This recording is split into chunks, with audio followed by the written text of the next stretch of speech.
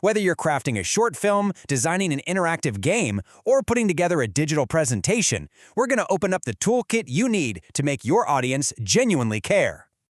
So, let's kick things off with the ultimate question. When a story really grabs you, keeps you absolutely glued to the screen, why does it work instead of just, falling apart? We've all seen pieces that wander around and totally lose our interest. What is the secret to keeping people hooked?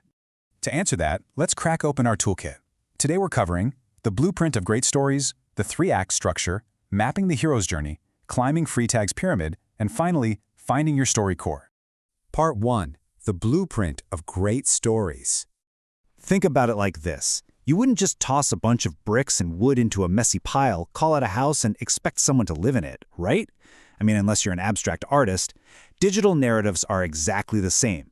The absolute crucial point here is that behind every good digital narrative is a solid structure. You can't just throw random ideas, cool clips, or funny dialogue into a blender and hope it forms a cohesive experience. It literally needs a foundation to stand up. And that foundation, that's what we call a narrative framework. Think of it as your creative blueprint. It gives you a map so your audience never ever gets lost. By using a framework, you organize your digital story for maximum impact and audience engagement. It magically turns a confusing sequence of events into a journey that just makes perfect sense. Moving right along to Part 2, the 3-act structure. This structure is a total lifesaver because it takes so much pressure off you as a creator. It breaks your entire unruly story into a really simple, manageable beginning, middle, and end. Act 1 is your setup, Act 2 is the confrontation, and Act 3 brings the resolution. Let's break down exactly what happens in each phase. Act 1 sets the stage. It introduces the world, the characters, and importantly, it sparks the main conflict. Act 2? That's where things get messy. It intensifies that conflict with new obstacles and developments. Your characters try to solve the problem, but things just keep getting in the way. And Act 3? That's where you bring it all home and wrap it up neatly with a satisfying conclusion to the events. But here's a little secret for you. If you've ever tried writing anything, you know the middle can feel completely unruly. If your story's middle is dragging, a fantastic hack is to give Act 2 its own mini arcs. Basically, give it a tiny beginning, middle, and end of its own. By splitting that huge second act into smaller chunks, you easily maintain your story's momentum right through the center. All right, Part 3, mapping the hero's journey. Now, while the 3-act structure provides a broad map of plot pacing, what happens when, the hero's journey is a detailed map of character growth. It focuses on something a bit deeper, how your character actually transforms on the inside. This journey is a specific pattern of departure, initiation, and return. Your main character gets a call to adventure. They face incredibly tough trials and obstacles, maybe a brutal final exam or a massive social conflict, and then they hit a transformative climax.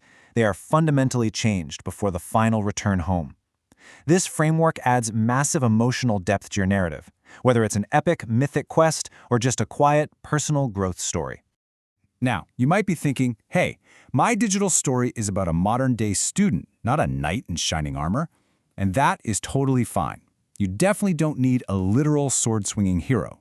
But you absolutely must ask yourself, how does my main character change from beginning to end? Emphasizing that inner transformation is what makes your audience actually care about the journey. Next up, Part 4, climbing Freytag's pyramid. This model expands on the 3-act idea, but is shaped, you guessed it, exactly like a pyramid. It starts with exposition, setting up the characters and location, then moves right into the rising action where events complicate the situation. At the very top is the climax, the peak turning point.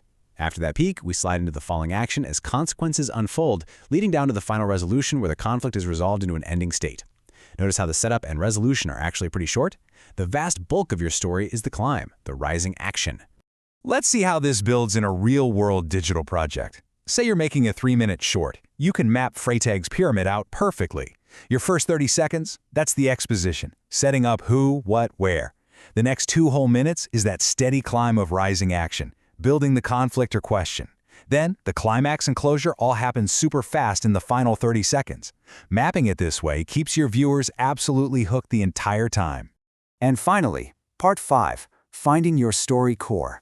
Remember, students, these frameworks are flexible guides, not strict formulas you have to obey like math rules. You can absolutely adapt them. For instance, if you're building an interactive, choose-your-own-path digital story, you can use mini-arcs to ensure every single direction the user takes feels completely satisfying. This whole idea is perfectly summarized by digital storytelling expert Jason Oler. He points out that underneath it all, strong stories revolve around a central story core of challenge, transformation, and resolution. No matter which blueprint you decide to use, the 3 acts, the hero's journey, or Freytag's pyramid, mapping your story simply ensures these 3 vital elements are always there. You absolutely need a challenge or question that creates tension. You need development or transformation in the characters so we actually see growth. And you need a resolution that answers that central question, for better or worse. Hit those 3 marks and you've got a rock-solid narrative.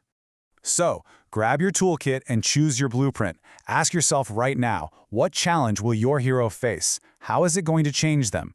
And before we wrap up this explainer, I want to leave you with one final thought. Once you completely master these structural rules, how will you deliberately choose to break them? Because honestly, that is where true storytelling magic happens. Get out there and start building.